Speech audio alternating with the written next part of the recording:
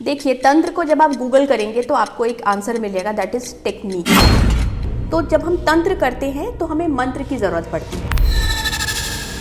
तंत्र से कुछ गड़बड़ हो जाएगा, नेगेटिव हो जाएगा, तो ये क्या चीज़ है मैम? कि अगर वाइट मैजिक है तो ब्लैक मैजिक भी है। अगर तंत्र अच्छी चीज़ों के लिए यूज़ किए जाते हैं तो बुरी चीज़ों के लिए भी यूज़ किए जाते हैं।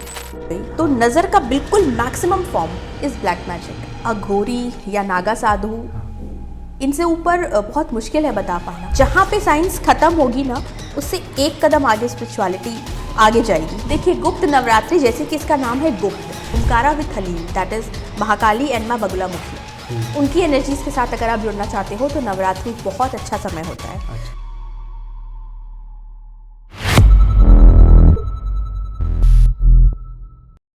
हेलो गाइस, आज हम लोग आए हमारे थर्ड पॉडकास्ट में, क्योंकि इससे पहले भी हम लोग 2 बार पॉडकास्ट कर चुके हैं मैम के साथ, और हम लोगों ने कई सारी ऐसे एस्ट्रोलॉजी से रिलेटेड बातें करी है, कई सारी टिप्स उनसे समझी है, रेमेडीज हमने समझी कि कैसे आप अपनी लाइफ को बेटर कर सकते हैं एस्ट्रोलॉजी के हेल्प से। और आज हम एक नए टॉपिक के साथ आए हैं जो कि है तंत्र, मंत्र और साधना। क्योंकि ये महाकुंभ का साल है और इस समय काफ़ी सारे लोग इस चीज़ों को देख रहे हैं, और महाकुंभ क्या चीज़ें हैं, कैसे तंत्र होता है, किस में क्या डिफरेंस है, मंत्र क्या होता है, ये सारी चीज़ें मैम से आज बात करेंगे और इसके बारे में समझेंगे।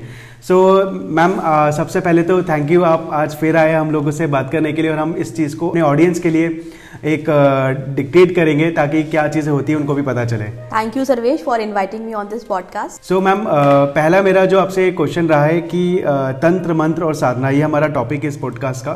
तो तंत्र और मंत्र, सबसे पहले इन दोनों में डिफरेंस क्या है वो बताइए। देखिए, तंत्र को जब आप गूगल करेंगे तो आपको एक आंसर मिलेगा, दैट इज टेक्निक। तो तंत्र का मतलब होता है टेक्निक, किसी भी चीज को करने की।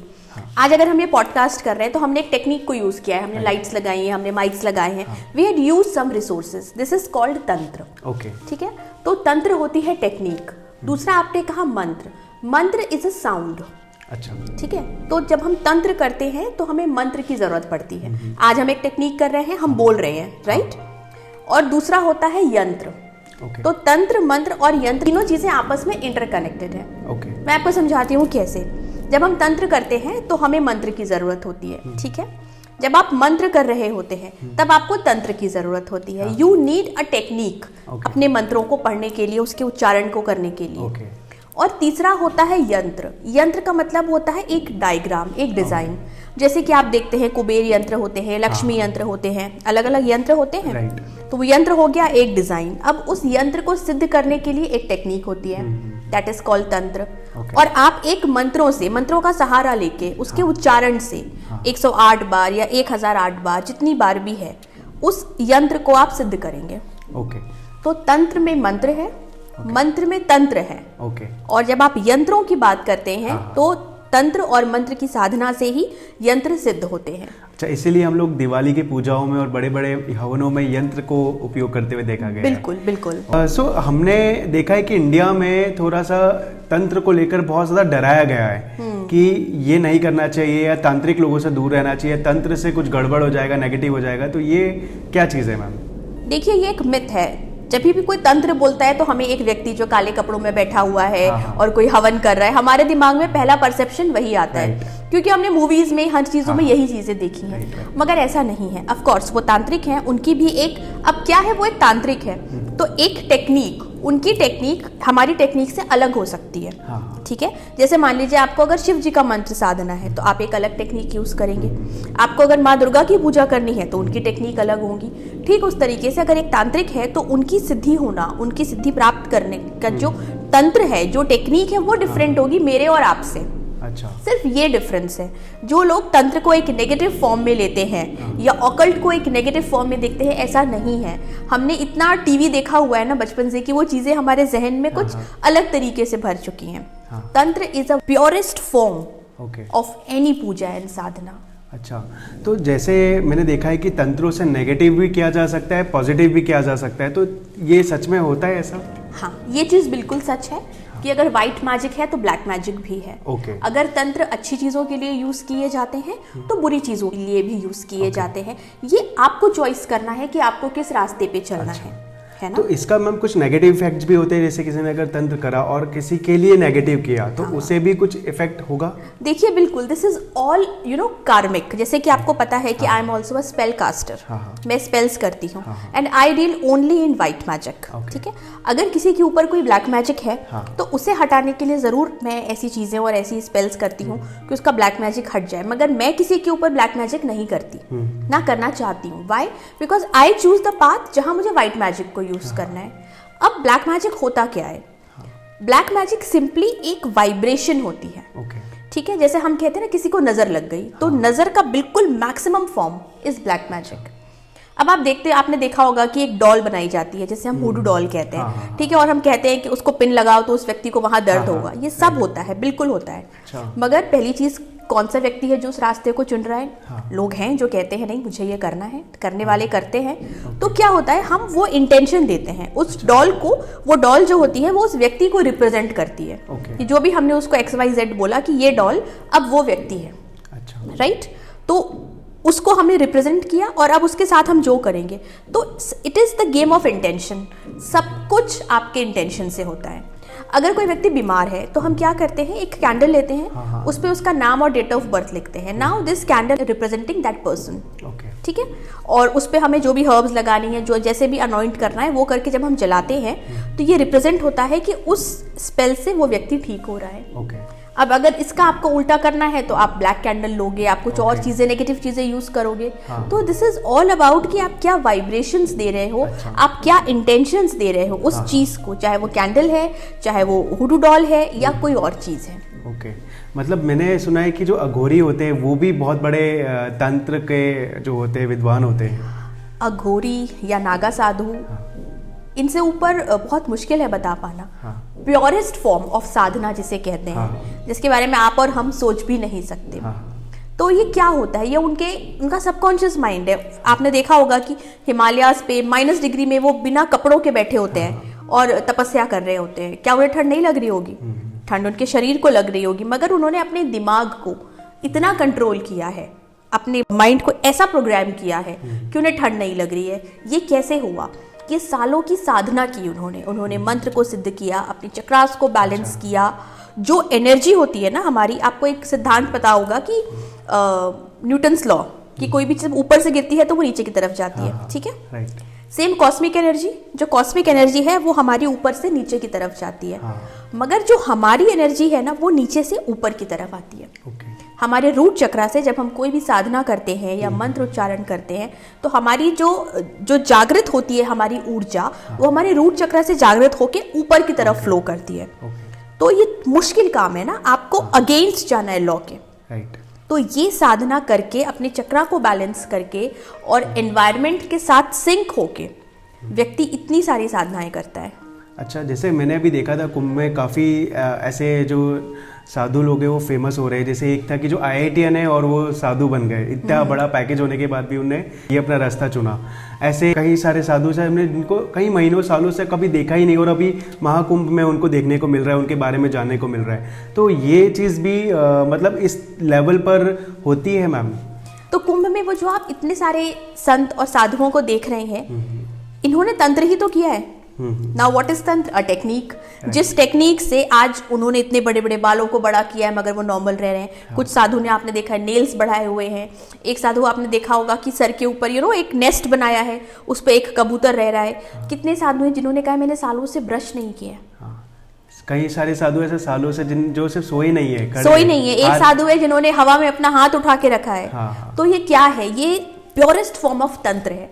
उन्होंने एक टेक्निक यूज की। आपने आजकल बहुत सुना होगा ब्रेथ वर्क के बारे में। ब्रेथ वर्क क्या है? सिंपल योग। आप किस तरह से सांस लेते हो, कितनी बार आप सांस अपनी किस टेक्निक से आप सांस लेते हो, दैट इज ऑल्सो तंत्र ऑफ योर ब्रेथ।